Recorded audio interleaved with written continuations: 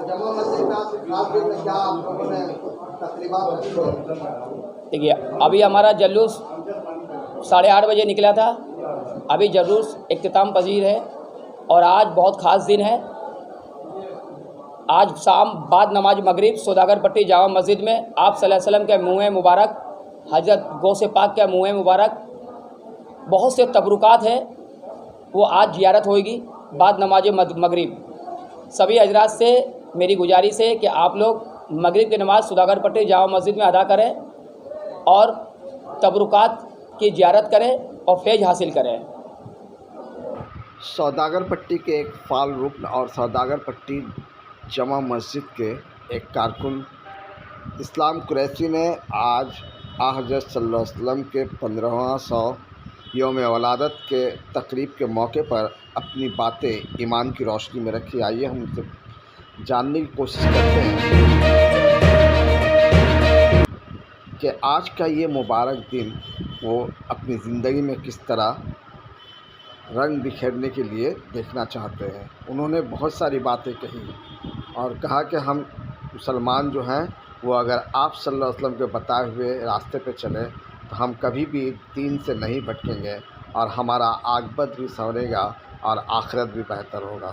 तो आइए हम सीरतुन नबी की रोशनी में इस्लाम कुरैशी साहब से बात करते हैं और ये जानने की कोशिश करते हैं कि उनके दिल में जो तड़प है इस्लाम के लिए और उन लोगों के लिए जो दीन पर चलते हुए अपनी ज़िंदगी को कुर्बान कर रहे हैं, ऐसे में वो क्या कहना चाहते हैं।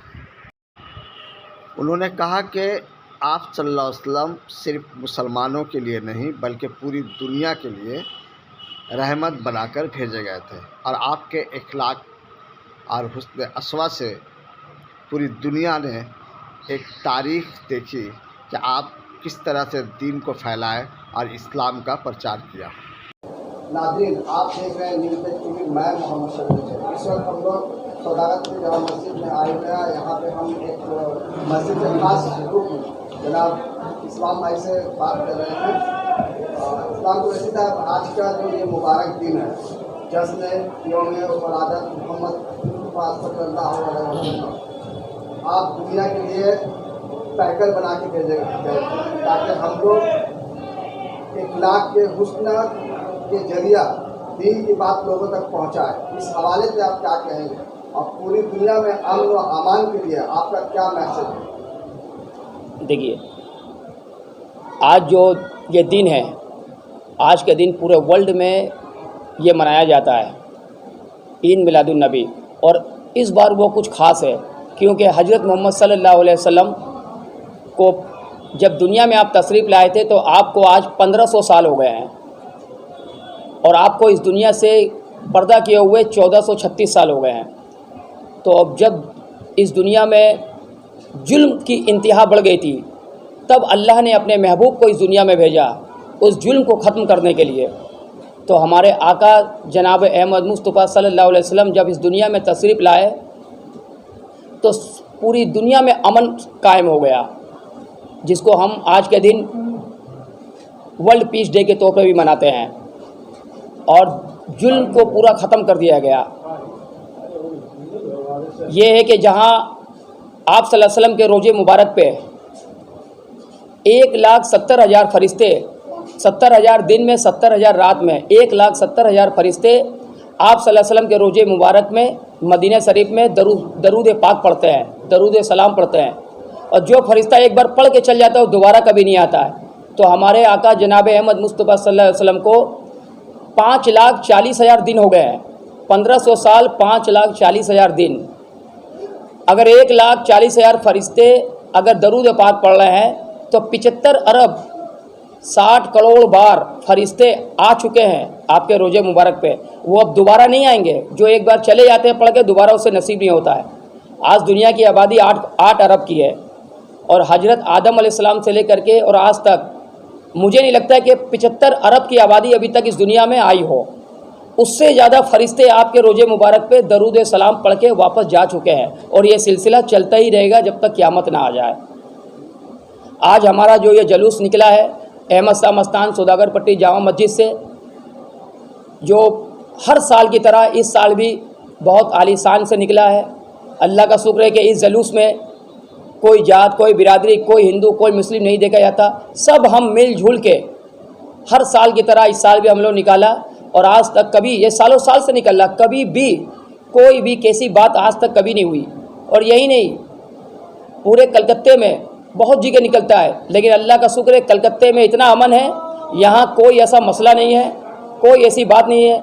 अदर स्टेट में जो होता है वो हमारे कोलकाता में या बंगाल में नहीं है। अब देखिए 20 दिन के बाद दुर्गा पूजा है, कोई मसला नहीं है, ऐसे हम लोग ऐसी दुर्गा पूजा मनाते हैं, दिवाली मनाते हैं, आज जुलूस मोहम्मदी मनाया गया है, लेकिन कलकत्ते में, बंगाल में कोई मसला नहीं है। ये सारे मसले अदर स्टेट में हैं। और हमारे यहाँ के जो प्रशासन है या यहाँ की हुकूमत है या यहाँ का पुलिस डिपार्टमेंट है, बहुत अच्छे से अरेंजमेंट करता है। कोलकाता पुलिस की जितनी भी तारीफ़ करेंगे हम उतना कम है, यहाँ की सरकार की जितनी तारीफ़ करें उतना कम है। कोई ऐसा मसला नहीं है, और पूरे कलकत्ते में, पूरे बंगाल में अमन है।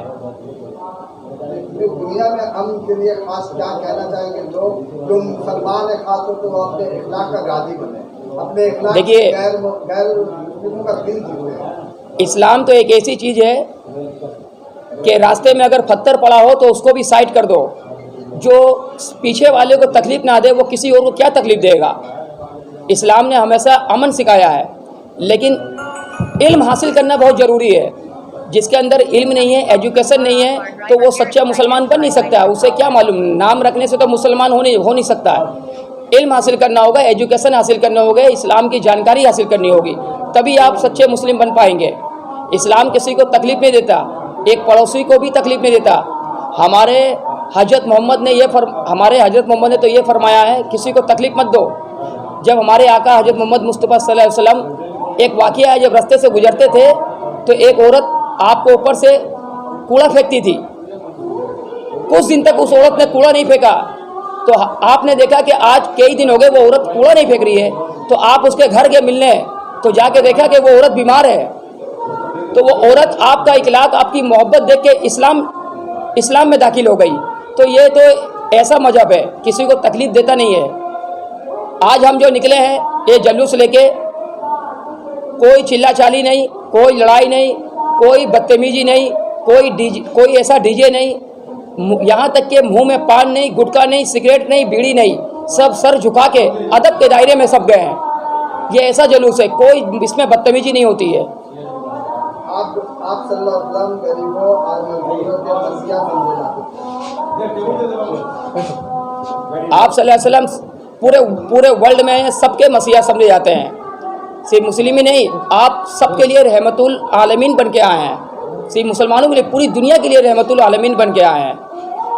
तो हमको भी उनके नक्शे कदम पे चलना होगा, जब भी हम सच्चे मुस्लिम बन सकते हैं। खासतौर पे आप गरीबों और मजदूरों के लिए उनके साथ बहुत ही अच्छा सलूक करते थे। जो अब खाल खाते हम उन्हीं के उम्मती हैं, आज हम अगर मजदूर को रखते हैं तो उसको अपना नौकर या गुलाम समझते हैं, जबकि आपको ऐसा कभी भी कोई भेदभाव नहीं किया, बल्कि उन्हें वही इज्जत दी जो औरों को देते थे। हमारे आका जनाब अहमद मुस्तफ़ा सल्लल्लाहु अलैहि वसल्लम ने तो गुलामों को आज़ाद किया है, और बहुत बड़ा सवाब है किसी गुलामों को आज़ाद करने का। हम किसी को क्या गुलाम बनाएंगे? जो आका ने हमारे फरमाया है, हम उनके नक्शे कदम पे चलेंगे, उनकी सुन्नत पे अमल करेंगे, तभी हमारी आखिरत संभल सकती है, तभी हमारी बख्शाइश है। आका ने जो बता के चले गए हैं उसी पे हमें अमल करना है, और अल्लाह के हुक्म को मानना है, आपकी सुन्नत पे अमल करना है, जब भी हम सच्चे मुस्लिम बन सकते हैं। हमारे नौजवान भाइयों को आप आज के दिन में खास तौर पर ऐसा क्या कहना चाहेंगे जो अपने दिन तो 65 दिन इससे बेहतर? देखिए, आज जो भी हालात हैं पूरे सब सारी तरफ में, ये हमारे अमालों का नतीजा है, ये हमारे अमालों का नतीजा है। जिस दिन हम हर गलत काम छोड़ देंगे और लोगों की मदद करना सीख जाएंगे, अपनी मस्जिदों को आबाद करेंगे, नमाज़ पढ़ेंगे, उस दिन हम सब कामयाब है। कोई कुछ नहीं बिगाड़ सकता हमारा। आज जो भी है वो हमारे अमालों का नतीजा है। हमें अपने ऊपर देखना चाहिए कि हमसे क्या गलती है जो आज ऐसी नौबत आ गई है, हर तरफ परेशानी का आलम है। हमारे नौजवान जो है वो बेराहगी के शिकार होते जा रहे हैं, इसके लिए आप किसको जिम्मेदार? इसके लिए हम उनके गार्जियन को जिम्मेदार समझते हैं। देखिए, औलाद को संभालना पहले उनके गार्जियन का हक है। हमारे इमाम है, हमारे उलमा है या और भी हजरात है, वो बोल सकते हैं, लेकिन असर पड़ता है घर से। वालिदैन का उनका सबसे बड़ा फ़र्ज है अपनी औलाद को बचपन से सुधारें। बचपनी है बिगड़ने का, बचपनी है सुधरने का। अगर आपने बचपन में औलाद को कंट्रोल कर लिया तो आपकी औलाद कामयाब है। बहुत बहुत शुक्रिया।